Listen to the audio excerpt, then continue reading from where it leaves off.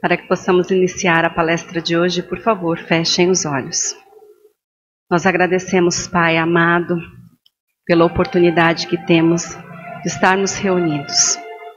Que a equipe espiritual possa projetar em nós fluidos balsâmicos e salutares, possam nos ofertar suas boas inspirações, para que tenhamos a certeza do caminho que devemos seguir. Que a luz de Jesus esteja presente, nos fornecendo paz, amor e esperança. E que eu possa contar com a inspiração de Erasmo Gurgel a desempenhar o trabalho desta noite. Graças a Deus, graças a Jesus. A palestra de hoje tem como tema valorização à vida, suicídio não. E nós fazemos este trabalho no Setembro Amarelo, levando então informação sobre suicídio, que é a melhor forma de prevenção. Suicídio, que é o ato de tirar a vida de si mesmo. É um problema de saúde pública que acomete em torno de 800 mil pessoas por ano. É a segunda causa de morte mais comum entre os jovens dos 15 aos 29 anos. Por conta da pandemia, este número ainda aumentou. Isso tudo devido ao medo, o desespero e também o isolamento social. Além de tudo isso, com o reduzido número de acesso aos centros comunitários, aos tratamentos de saúde e centros religiosos que estiveram fechados, as pessoas não conseguiram desabafar, não conseguiram cuidar dos seus transtornos físicos e mentais. Além de tudo isso, ainda o número de pessoas que se suicidaram, então familiares e conhecidos desencadearam um efeito cascata.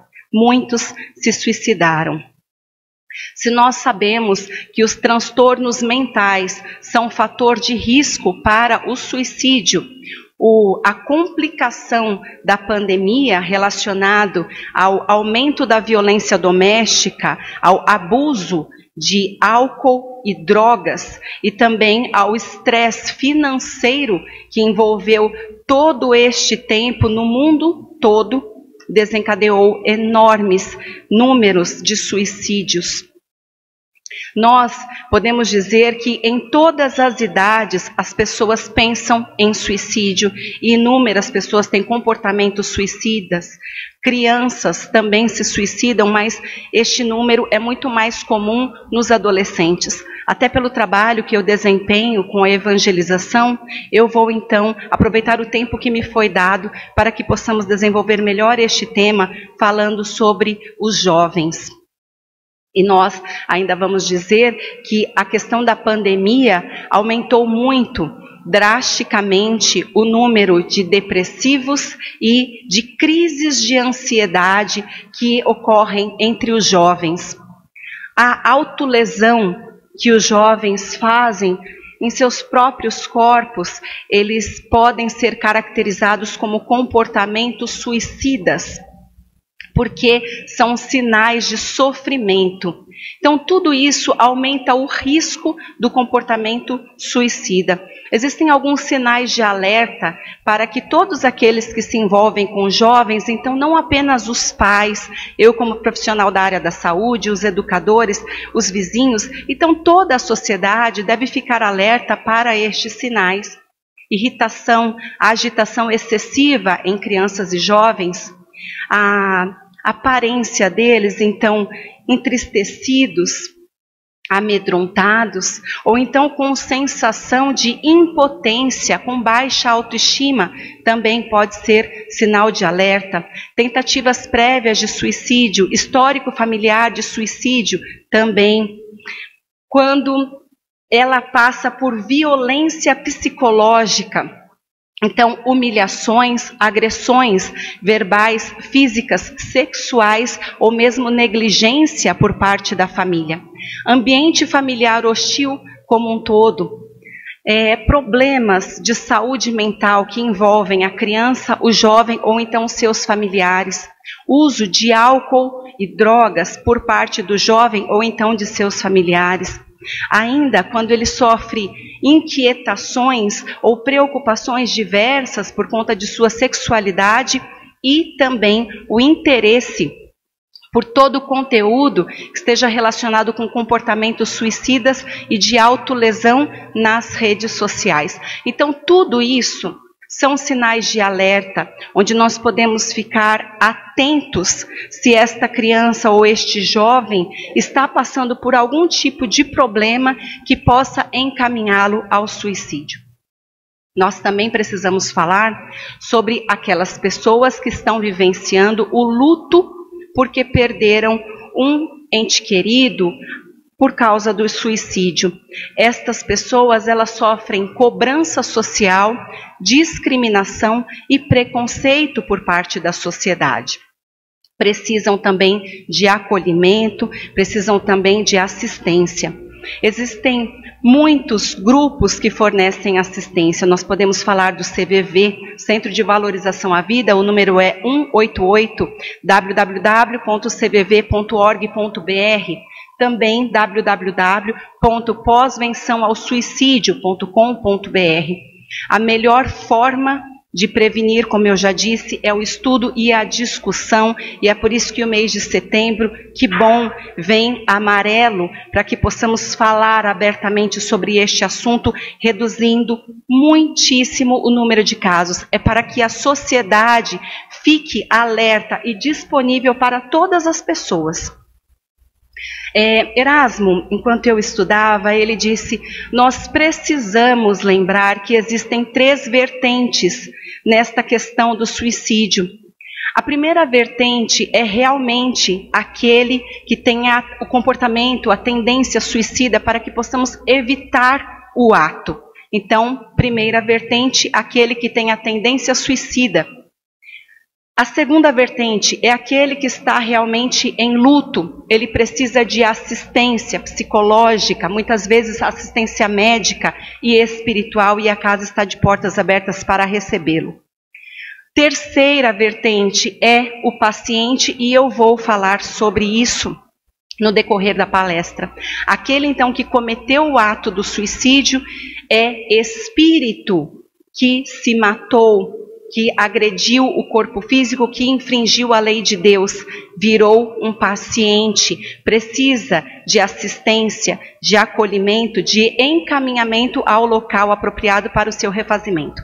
Aqui na casa nós temos também um grupo onde prestam auxílio àqueles que se suicidaram. Então, todo final de mês nós temos este trabalho fechado, onde os médiuns e doutrinadores muito, muito amorosos permitem este resgate destes espíritos. Então nós podemos vibrar por todos eles, pedir que a espiritualidade os encaminhe até a casa, que é um pronto-socorro espiritual, para que recebam então a assistência necessária.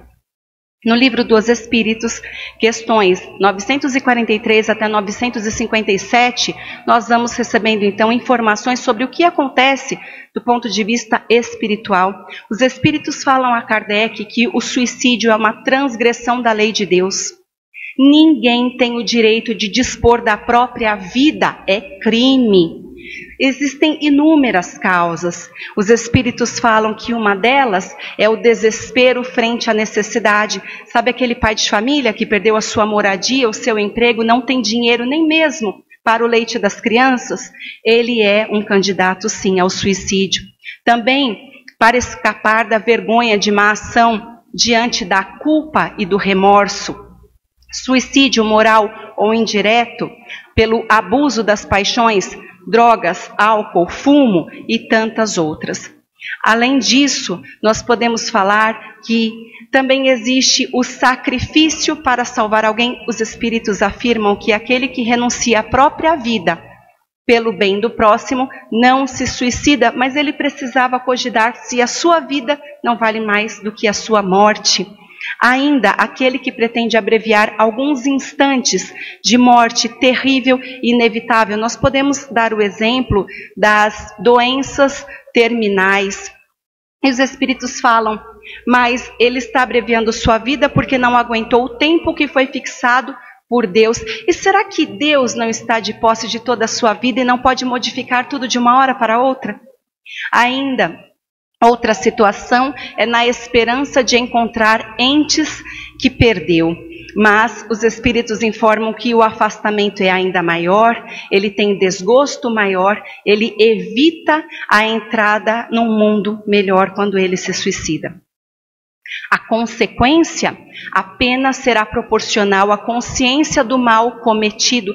Todos passam pelo desapontamento porque acreditam que se matando o corpo físico, se aniquilam e na verdade despertam vivos numa realidade muito pior, com muito mais sofrimento, sendo culpados pelo crime que foi cometido. Todos irão expiar imediatamente ou em existências futuras que serão ainda mais dolorosas.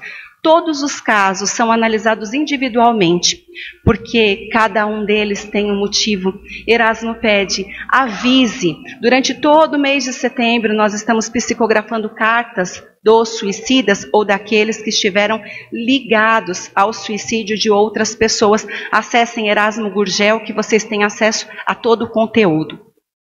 Quais são os efeitos disso? Então, na morte violenta, o cordão fluídico, que liga então o espírito ao corpo físico, o cordão fluídico está em plena atividade, está com plenitude das forças no momento em que é rompido. Desta maneira, ele pode sentir todos os efeitos da decomposição do seu corpo. Ele passa pelo prolongamento da perturbação espiritual, podendo vivenciar angústia e terror. Este estado pode persistir pelo tempo em que ele deveria estar encarnado. No livro O Céu e o Inferno, capítulo 7, Kardec nos explica que todo aquele que incentivar o suicídio, ele responderá por homicídio. Cada um de nós é responsável pelos seus próprios erros, mas aquele que inspirar o erro de outra pessoa ou que não impedir o erro, podendo fazê-lo, também será responsabilizado. Ele ainda diz que o suicida, ele é sempre culpado. Ele sempre terá infringido a lei, independente das suas questões pessoais. Mas aquele que, pela dureza do seu coração, incentivar alguém a produzir o suicídio, terá então cometido uma infração ainda maior, sofrerá pena ainda maior.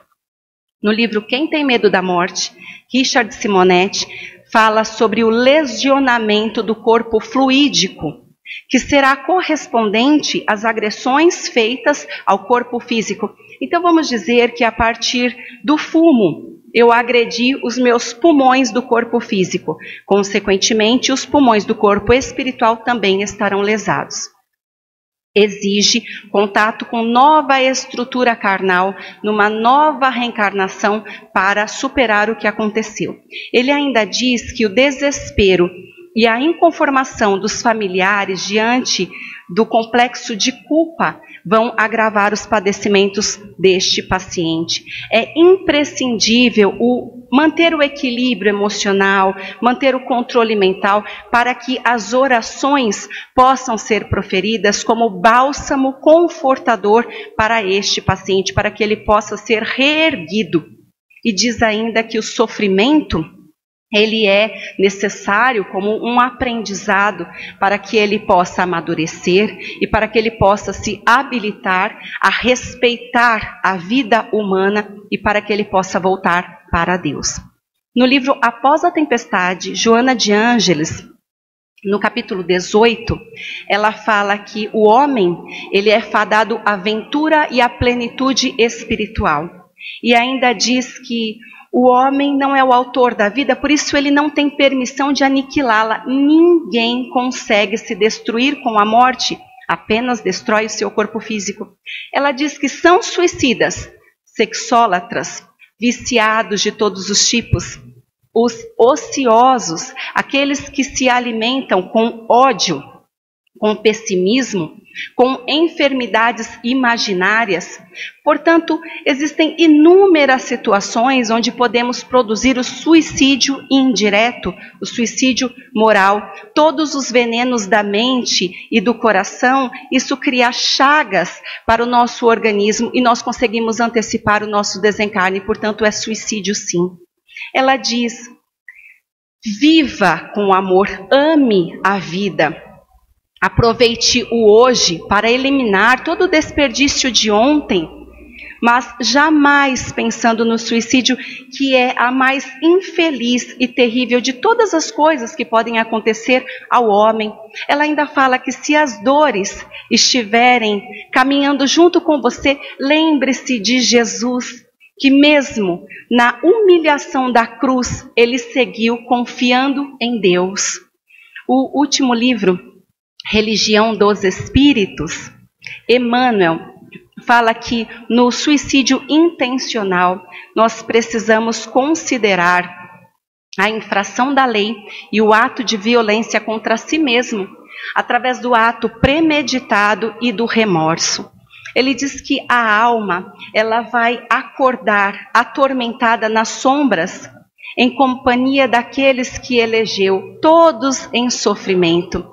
Fala também que após o tempo necessário para a renovação nestes locais de purgatório, ele vai necessitar de uma nova reencarnação. Por quê? Porque ele acabou comprometendo exatamente o seu corpo fluídico, o seu corpo espiritual.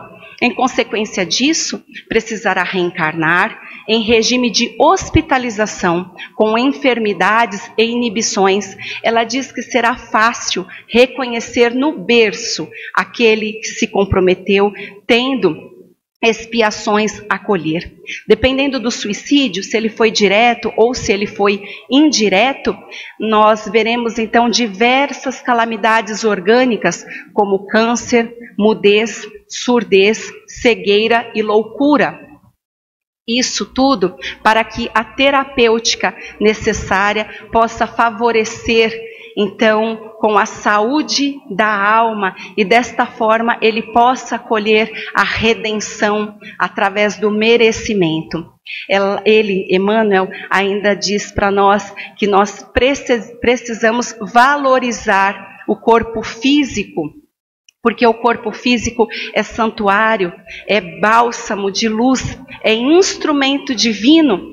Ele fornece, então, que nós possamos aprender a crescer para a luz e a viver para o amor. E é com isso que nós trazemos a reflexão de hoje. Nós falamos, então, sobre o ato de exterminar a própria vida.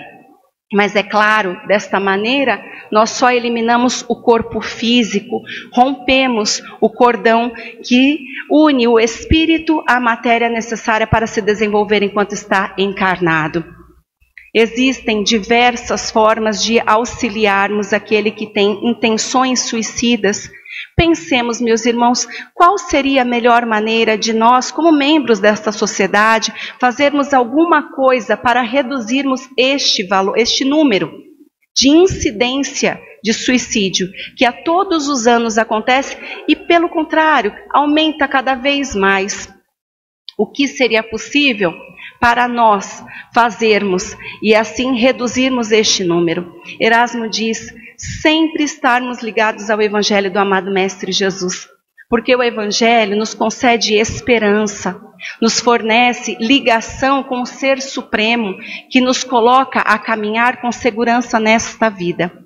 Além disso, nós espíritas temos conhecimento da codificação, nós sabemos da vida após a morte, nós sabemos da nossa existência eterna e sabemos que é totalmente dispensável esta tentativa, porque não conseguiremos aniquilar o que foi criado por Deus. Portanto, aquele que tem intenção de se matar, nós espíritas devemos falar. A morte não se acaba com esta agressão, mas ele, pelo contrário, vai ter ainda mais sofrimento, mais dor.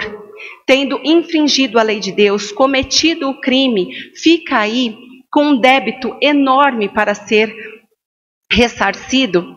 Estas pessoas irão sofrer no mundo espiritual, irão sofrer na próxima reencarnação. Erasmo diz, irão atrasar o seu tempo de evolução diante daqueles que tinha tanto para colher, para se desenvolver, precisarão retornar num corpo doente. Ontem nós escrevemos uma carta e aquele que incentivou o suicídio, então como um obsessor, teve seus motivos, a carta realmente é muito bela, mas ele então precisará reencarnar como uma criança cheia de limitações físicas e mentais, necessitando de amparo de familiares, cuidadores, assistência médica, para que pudesse então eliminar as chagas causadas ao seu perispírito, decorrente de todo o mal que fez os outros cometerem. Então fiquemos com estas advertências, com todo o ensinamento que os nossos amigos espirituais nos fornecem para eliminarmos de uma vez por todas desta sociedade este crime que ronda desde crianças até os idosos. Eu agradeço muito pelo tempo que me foi concedido.